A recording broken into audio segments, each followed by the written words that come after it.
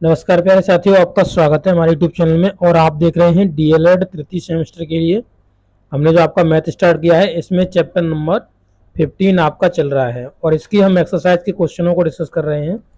इससे पहले हमने क्वेश्चन 6 तक आपको करा दिए हैं एक्सरसाइज के, और आज क्वेश्चन नंबर 7 से स्टार्ट करेंगे और आगे के जितने भी क्वेश्चन हैं उनको हम कराएंगे। तो आपने पहले के वीडियो नहीं देखे तो आप जाकर के जरूर देख लीजिएगा, क्योंकि उससे जो क्वेश्चन करने का तरीका है वो आपको पता चल जाएगा और आप अपने एग्जाम में जाकर के अच्छे से उन क्वेश्चनों को सॉल्व कर पाएंगे, उन्हें लिख पाएंगे। लिखने का क्या तरीका होता है सब कुछ आपको पता चल जाएगा। जैसा कि आपको पता है कि आपके पेपर्स के लिए अब आपकी डेट आ चुकी है, तो आप अच्छे से तैयारी करते रहिए ताकि आप मैथ में आपकी बैग ना लगे और जिसके नंबर अच्छे आ सकते हैं वो अच्छे से अच्छे नंबर ला सके। तो इसके लिए आपको हमारी सभी वीडियोस देख डालनी है ताकि आप अच्छे से अपनी तैयारी कर पाएँ। तो चलिए चलते हैं, वीडियो स्टार्ट करते हैं। तो देखिए क्वेश्चन नंबर 7 को हम डिस्कस करेंगे, इसके बाद आगे क्वेश्चन डिस्कस करेंगे। तो देखिए इसमें लिखा हुआ संलग्न चित्र में पी क्यू और बराबर में पी आर आपके कैसे हैं, बराबर हैं एक दूसरे के। पी क्यू वाली जो लाइन है, यानी इसकी बात करी जाए, इसकी बात ये पी क्यू वाली लाइन, और इसके बाद पी आर वाली लाइन बात की जाए इस लाइन की, तो ये आपस में कैसी हैं, ये दोनों आपस में बराबर हैं। जब आपको बताया था जब इस तरीके से एक त्रिभुज बनता है और ये लाइन बराबर होती है, तो ये वाले एंगल और ये वाले एंगल उनके सामने के बराबर होते हैं। तो ये चीज तो आपको देखते ही कहने याद आ जानी चाहिए कि ये एंगल और ये एंगल आपके आपस में बराबर होंगे, ठीक है। उसके बाद कह रहा है कि पी आर क्यू बराबर 70 अंश है। तो पी आर क्यू, तो पी आर और नो पी आर नीचे है, पी आर और क्यू, तो ये आर वाला जो है वो आपका 70 अंश का है, जैसा कि आप चित्र में देख सकते हो। इसके बाद कह रहा है क्यू ए आर का मान ज्ञात कीजिए। तो क्यू ए और आर, इसका मान आपको ज्ञात करना है। तो अब आप देख सकते हो कि यहाँ पर ये आपको एक दिया हुआ है 70 अंश का। अब यहाँ से जब 70 अंश का दिया हुआ है तो आप देख सकते हो ये वाली भुजा बराबर है, तो ये एंगल भी कितने का हो जाएगा, ये एंगल भी आपका 70 अंश का ही हो जाएगा। क्योंकि बताया था कि आपकी अगर जब एक त्रिभुज की दो भुजाएं समान होती हैं तो उनके जो सामने के एंगल होते हैं वो आपस में बराबर होते हैं। तो देख लीजिए सॉल्यूशन में लिखेंगे, दिया गया है पी क्यू बराबर पी आर, और यहाँ पर जो एंगल है पी आर क्यू आपको दिया गया है 70 अंश का। निकालना क्या है, तो आपको निकालना है क्यू ए आर। तो क्यू ए और आर ये वाला आपको एंगल निकालना है, ठीक है। तो ये चीज आपको लिख लेनी है, जब आंसर आप लिख रहे हो तो इस चीज को आप जरूर लिख लें। इसके बाद आपको देखिए क्या लिखना है, पी क्यू पी आर बराबर हैं, अतः पी क्यू आर आप देखेंगे ये वाला एंगल बराबर में होगा कोण पी आर क्यू। तो पी आर क्यू इस एंगल के बराबर होगा, बताया आपको। तो ये भी आपका कितना का हो जाएगा, 70 अंश का हो जाएगा पी क्यू आर वाला एंगल, यानी पी क्यू आर वाला एंगल कितने का हो जाएगा, 70 अंश का हो जाएगा। और हमसे पूछा क्या है, ये मतलब ये एंगल हमें और फाइंड कर लेना, ये वाला एंगल पूछा हुआ है। ये एंगल और ये एंगल आपके कैसे होंगे, समान होंगे। इसकी भी प्रॉपर्टी मैंने आपको बताई हुई है। तो अब देखिए यहाँ पर ये 70 अंश का हो गया, ये 70 अंश का हो गया, और टोटल 180 अंश का होता है। तो जब टोटल 180 अंश का होता है तो हमको क्या करना है, अब हम 140 ये हो गए 70 मिला के, तो ये जो होगा वो 40 अंश का होगा, यानी पी एंगल होगा वो 40 अंश का होगा। तो ए एंगल भी आपका 40 अंश का ही होगा। ये चीज मैंने आपको एक थ्योरम पढ़ाई हुई है, उसमें सब कुछ बताया हुआ है। लिखना किस तरीके से है तो आप देख सकते हो यहाँ पे जो आपका लिखने का तरीका होगा। अब हम त्रिभुज किस में चल रहे हैं, पी आर क्यू में हम हैं। देखिए पी आर क्यू त्रिभुज में है, तो यहाँ पर देख लीजिए, तो ये आपका 40 अंश का निकल जाएगा, यानी तीनों एंगलों को जोड़ोगे, देखिए क्यू वाला एंगल और आर और आपका पी, इन तीनों एंगलों को जोड़ोगे, क्यू वाला भी जोड़ लिया, आर वाला भी जोड़ लिया और पी वाला भी जोड़ लिया, 180 अंश के हो जाएंगे। क्योंकि तीनों कोणों का योग कितना होता है, 180 अंश होता है। तो यहां से आप निकालोगे किसकी, क्यू पी आर की वैल्यू, इस एंगल की वैल्यू निकालोगे तो आपकी 40 अंश की निकल जाएगी, ठीक है।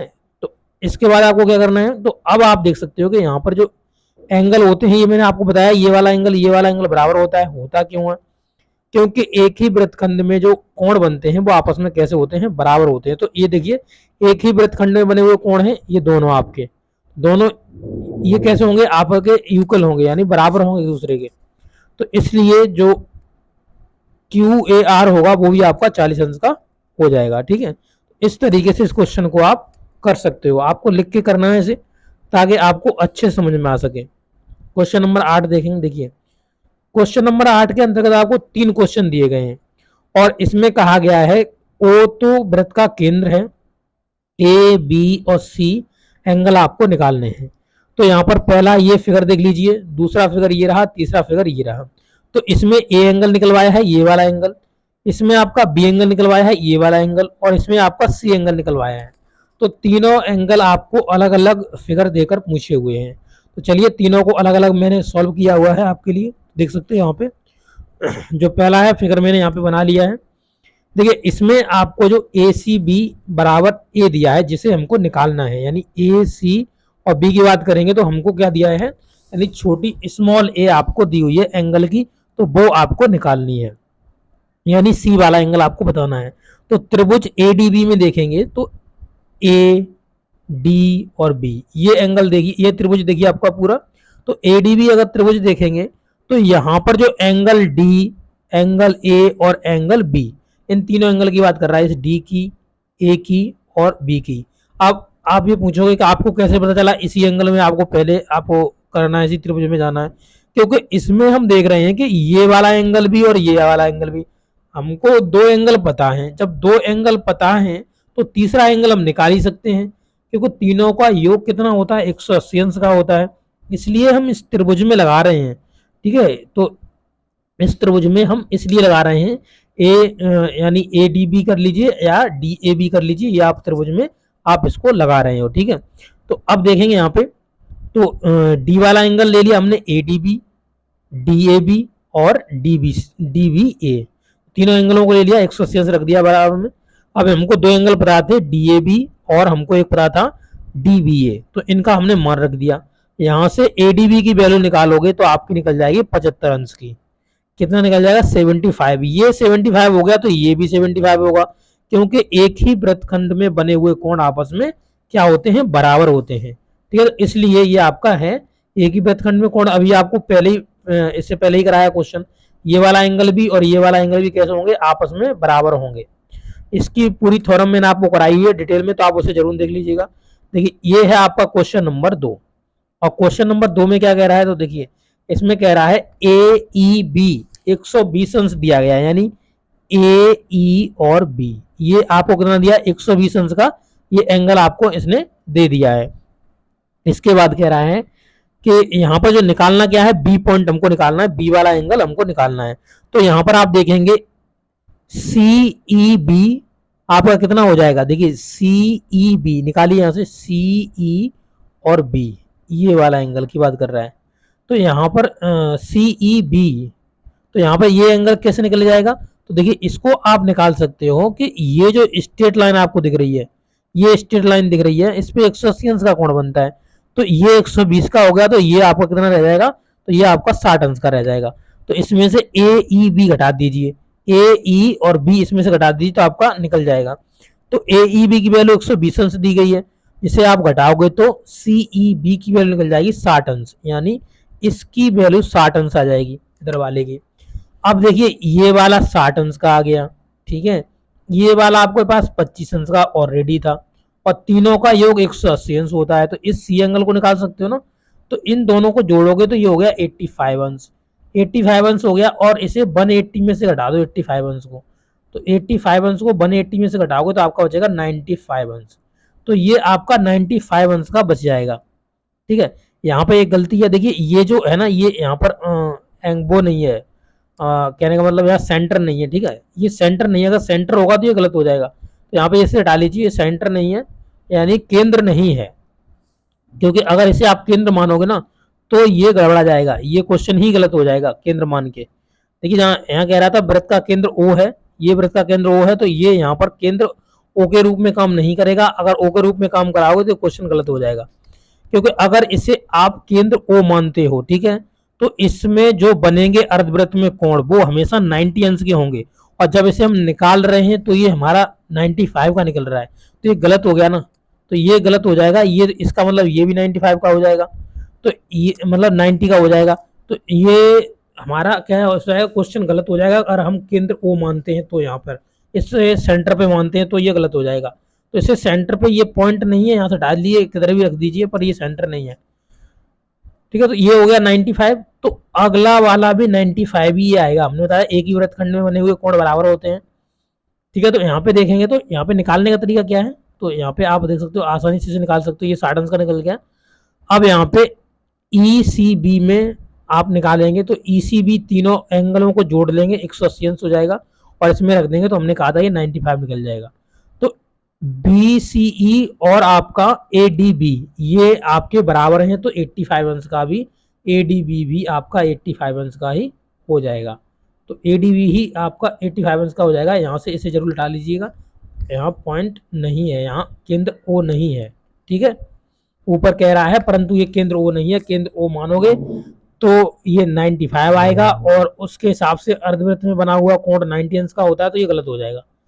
ठीक है, तो यहाँ पर केंद्र O न मानकर ही आपका 95 आएगा। ठीक है, ये क्वेश्चन इसी प्रकार से होगा। आगे क्वेश्चन देखिए, क्वेश्चन नंबर 3। इसमें कह रहा है क्या कि देखिए इसमें तो आपका काफी इजी क्वेश्चन है। तो यहाँ पे आप देखेंगे ये आपके क्या है, ये यहाँ पे केंद्र O ही है। तो यहाँ पे ये त्रिज्याएं गई हैं, तो त्रिज्याएं जब दो भुजाएं समान होती हैं तो उनके एंगल बराबर हो जाते हैं आमने सामने के। तो देखिए ये वाला एंगल C और एंगल वाला B आपका कैसा हो जाएगा, समान हो जाएगा। यानी ये जो एंगल है, ये वाला एंगल और ये वाला एंगल आपका समान हो जाएगा। ठीक है, अब देखिए यहाँ पे अगर आप एंगल ACB की बात करें, यानी AC और B, इस एंगल की अगर बात करें तो आपका आधा हो जाएगा AOB का, क्योंकि केंद्र पर बना कोण परिधि पर बने कोण का दोगुना होता है, और परिधि पर बना कोण केंद्र पर बने कोण का आधा होता है। तो आधा कर दिया हमने, 50 अंश है इधर, उधर से हमने AOB की वैल्यू निकाले तो ये 100 हो जाएगा। यानी जब ये परिधि पर 50 का था तो केंद्र पर 100 का हो जाएगा। ठीक है, 100 का हो गया। अब यहाँ पर आगे देखेंगे तो यहाँ पर एक चीज देख लीजिए, अब ये 100 का हो गया, तो 100 का हो गया। अब ये एंगल और ये एंगल कितने के बचे, क्योंकि 180 टोटल जोड़ के होता है, क्योंकि OA और OB त्रिज्याएं हैं, और त्रिज्याएं तो ये एंगल बराबर होंगे। 80 अंश बचा, 80 अंश बचा, ऐसे दो भागों में काटोगे तो ये आपका 40 अंश का बच जाएगा एंगल। ये दोनों एंगल 40-40 के बच जाएंगे। तो इसे लिखोगे कैसे, इस तरीके से लिखना है आपको। देखिए तो ADB बराबर में OBA, तो ADB OBA आपका बराबर हो जाएंगे। देखिए यहाँ पे OAB, देखिए OA और B ये आपका एंगल, ठीक है, ये वाला एंगल आपका आ गया। इसके बाद आपका B वाला एंगल, दोनों आपस में बराबर होंगे, और इन तीनों को जोड़ेंगे तो 180 अंश का हो जाएगा। अब ठीक है, एंगल C यहाँ पे रख लेते हैं, प्लस में 100 है ये, तो बराबर में घटाएंगे तो आपका ये आ जाएगा एंगल C 40 अंश का। ठीक है, ये आ जाएगा अपना 40 अंश का। तो इस तरीके से आप इस क्वेश्चन को सॉल्व कर लोगे। ओके, तो ये वीडियो आपको कैसा लगा, अच्छा लगा तो अपने दोस्तों का जरूर शेयर करिएगा। मिलेंगे नेक्स्ट वीडियो में। Okay, thank you.